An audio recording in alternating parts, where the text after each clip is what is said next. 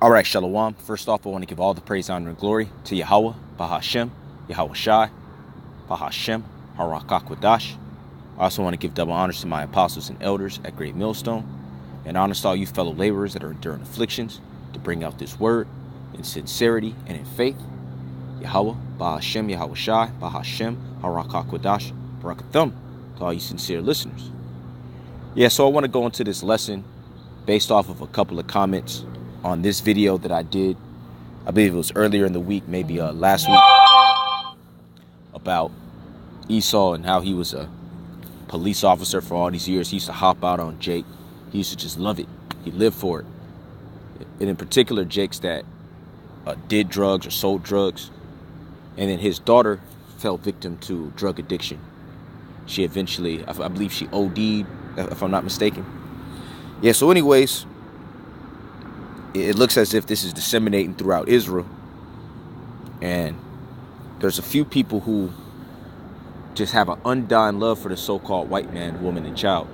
And they're upset that I was laughing. And this guy in particular, Mike R., which I don't know who he is. He's just somebody who stumbled across the video. He obviously knows about Israel because he names the name of Yahweh. So this is what he's saying. I understand where you're coming from. I'm on your side, but I don't get why you laughing, bro. We have brothers killing each other every day. You can't claim to be a white person and laugh at shit like this. Now, would Yahweh find this funny? I don't think so. You need to grow up, brother. But I don't find this funny. And, I left this precept, Job 5:22. At destruction and famine, thou shalt laugh. Neither shalt thou be afraid of the beasts of the earth. Yeah, so, I went into the scriptures. I told her I'm not woke. Yeah, because, hey, if you're a so-called woke person, that's worse than a regular Jake out here, man. If you so-called woke, you bugged out your mind. You into all these different doctrines which the so-called Jew dropped on you. Controlled opposition. And then, he says this, bro, I can guarantee you the man most people call God does not think this is funny. Can you imagine him coming back and laughing at people deaf, shaking my head? But you go ahead, brother, if that makes you feel good about yourself. So I left Proverbs 1:26. I also will laugh at your calamity. I will mock when your fear cometh.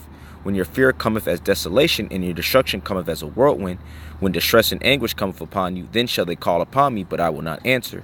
They shall seek me early, but they shall not find me.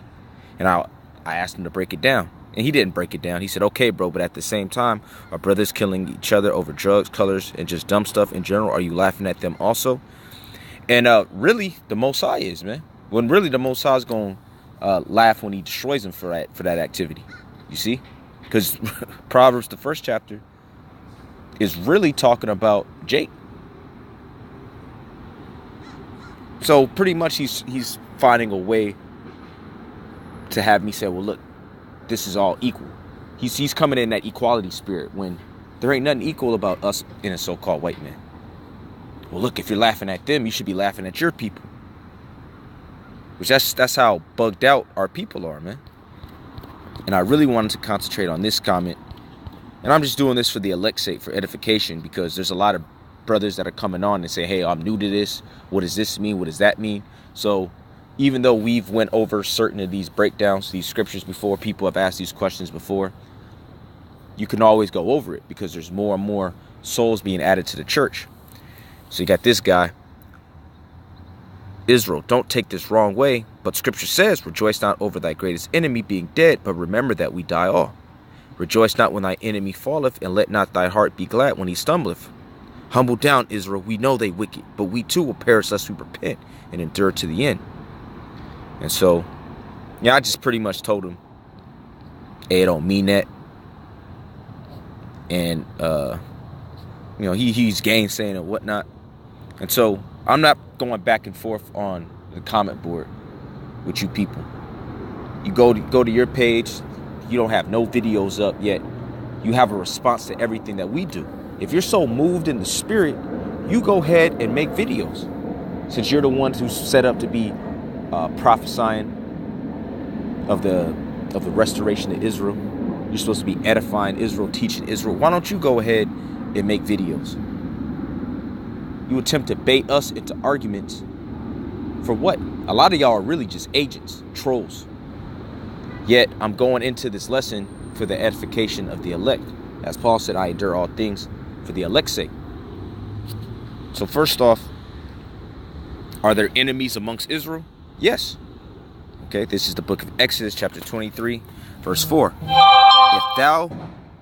If thou meet thine enemy's ox or his ass going astray, thou shalt surely bring it back to him again.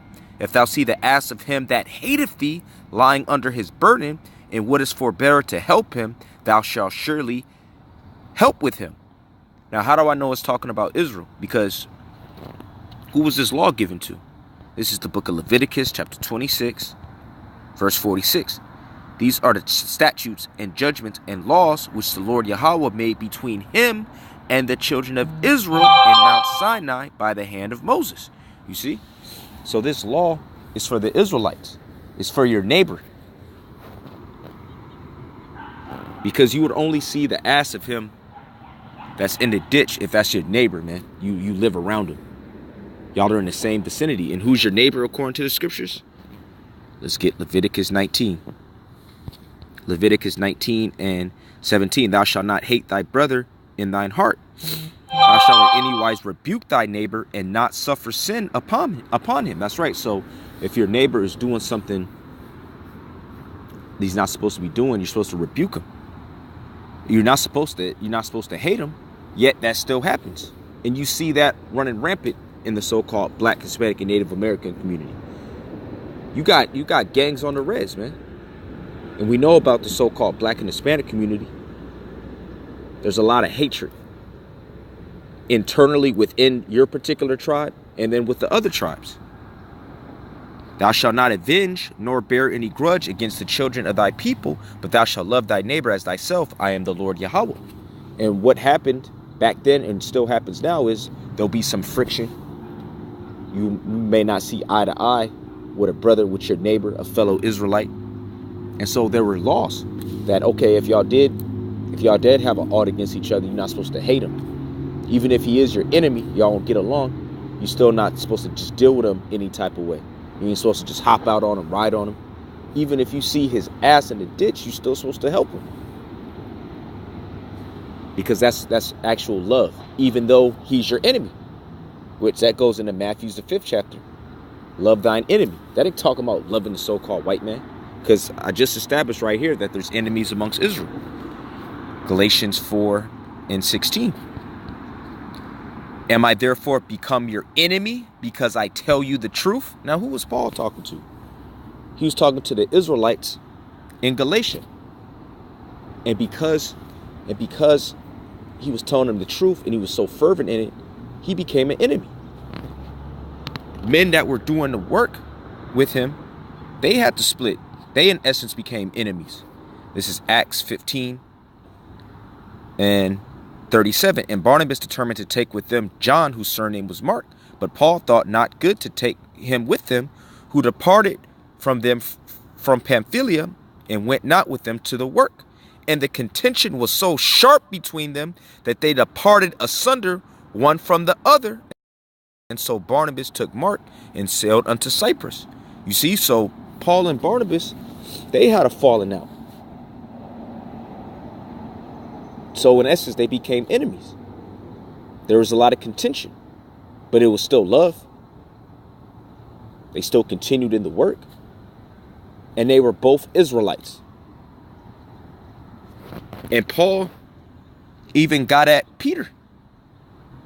They had friction. This is Galatians 2 and 11. And I'm going to just go right to the point because I'm concentrating on this particular lesson. You know, if you want some more of the understanding, you can read up for yourself. Galatians 2 and 11. But when Peter was come to Antioch, I withstood him to the face because he was to be blamed. Yeah, so we got at him. He rebuked him. Which that goes back to Leviticus, the 19th chapter. He wasn't like, oh man, you know, Peter, he on some bitch ass shit and was talking about him on his back. He withstood him to his face. He hollered at him. For before that certain came from James, he did eat with the Gentiles, but when they were come, he withdrew and separated himself, fearing them which were of the circumcision, and the other Jews dissembled likewise with him, insomuch that Barnabas also was carried away with their dissimulation. But when I saw that they walked not uprightly according to the truth of the gospel, I said unto Peter before them all, them that sin rebuke before all, that others also may fear. That's in the book of 1 Timothy, the 5th chapter. If thou, being a Jew, livest after the manner of Gentiles, and not as do the Jews, why compellest thou the Gentiles to live as do the Jews? You see, so he called him out for being a hypocrite. So there's instances where even amongst the body, you could become an enemy. And then it gets resolved, and you love your enemy. You pray for your enemy. And you don't rejoice when your enemy falls. So Peter getting cursed out, or him falling, the Lord getting on him. John and the other disciples were supposed to be laughing at him. Oh yeah, good for his ass. That's what that's talking about, man. Hey, because Peter, as a just man, he slipped, but guess what? He got back up again. All right, Proverbs, and go right to it. Proverbs 24:16. For a just man falleth 7 times and riseth up again, but the wicked shall fall into mischief. Which is why you're not supposed to do what? And this is all spiritual. It's in the same chapter. Sirach 8:5. Reproach not a man that turneth from sin, but remember that we are all worthy of punishment. That's right. So you're not supposed to be an enemy and get at somebody that's turning from sin. You're supposed to remember that, hey, look, we're all worthy of punishment. A all just man falls 7 times, but get back up again. Back in Proverbs 24:16. For a just man falleth 7 times and riseth up again, but the wicked shall fall into mischief. Rejoice not when thy enemy falleth. Who's that? Who's your enemy? That just man, that Israelite man. Rejoice not when thine enemy falleth, and let not thine heart be glad when he stumbleth. Yeah, so you're not supposed to be lifted up with joy when a brother falls. Because you're supposed to remember what? Sirach 8:5. Reproach not a man that turneth from sin, but remember that we are all worthy of punishment. You see? So that's supposed to be your spirit. Rejoice not when thine enemy falleth, and let not thine heart be glad when he stumbleth, lest the Lord Yahweh see it, and it displease him, and he turn away his wrath from him. That's right, and that's talking about what type of man? A just man. Now, are you telling me that Esau's just? It tell you in Habakkuk, the 2nd chapter, that he's a proud man, but the just shall live by his faith. So it separates us from Esau. You see? All right, let me X some of these out. Now, it just gave examples of you becoming an enemy, even with a brother amongst Israel. Now, are there enemies of the other nations? Are the other nations our natural enemies? Of course. So those are the enemies that you do rejoice over when they fall. Luke 1 and I'm going to start at 68. Blessed be the Lord, the power of Israel, for he hath visited and redeemed his people. Who are his people? The nation of Israel. That's why it says, blessed be the Lord, power of Israel, and have raised up an horn of salvation for us in the house of his servant David, as he spake by the mouth of his prophets, which have been since the world began, that we should be saved from our enemies and from the hand of all that hate us. And this is outside of Israel. Now, who is this talking about? Who are these enemies? This is the book of Nehemiah, chapter 5, verse 8. And I said unto them, we after our ability have redeemed our brethren the Jews, which were sold unto the heathen. And will you even sell your brethren? Or shall they be sold unto us? Then held they their peace, and found nothing to answer. Also I said, it is not good that ye do. Ought ye not to walk in the fear of our power, because of the reproach of the heathen, our enemies? You see? So you have the heathen, which are enemies, and then amongst Israel you have enemies. Which means what? There's 2 different types of enemies. Luke 1 and 71, that we should be saved from our enemies and from the hand of all that hate us. Now this is talking about outside of Israel, because it says in the 68th verse, blessed be the Lord, power of Israel, for he hath visited and redeemed his people. So there's enemies outside of Israel, which are who? The heathens. Numbers 5 and 9. Also I said, it is not good that you do. Ought ye not to walk in the fear of our power because of the reproach of the heathen, our enemies? So when you go to Sirach 8, and I'm going to go to 5 again, reproach not a man that turneth from sin, but remember that we are all worthy of punishment. That's right, man. That just man that falleth 7 times, but get back up again.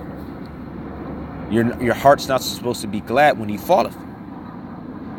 Dishonor not a man in his old age, for even some of us wax old. Rejoice not over thy greatest enemy being dead, but remember that we die all. That's right, man. Amongst Israel. The guy that hated you. Rejoice not over thy greatest enemy being dead, but remember that we die all. And so precept upon precept, you know that that's talking about who? Someone amongst Israel, amongst the body in particular. Because it also says this, Sirach 25 and 7. I'm gonna end here. There be 9 things which I have judged in mine heart to be happy, and the 10th I will utter with my tongue. A man that have joy of his children, and he that liveth to see the fall of his enemy. You see? So is there a contradiction with the Most High? Well, look, in the same book, just a few chapters down, it says what? Rejoice not over thy greatest enemy being dead. And then right here, it says what? There be 9 things which I have judged in my heart to be happy. What did it say? What did it say in Proverbs? That you're not supposed to be glad when your enemy falleth. But right here it says, there be 9 things which I have judged in my heart to be happy. And the 10th I will utter with my tongue. A man that have joy of his children, and he that liveth to see the fall of his enemy. Because that's talking about who? The enemies outside of Israel. Which are who? According to what I brought out in the book of Nehemiah. The heathen are enemies.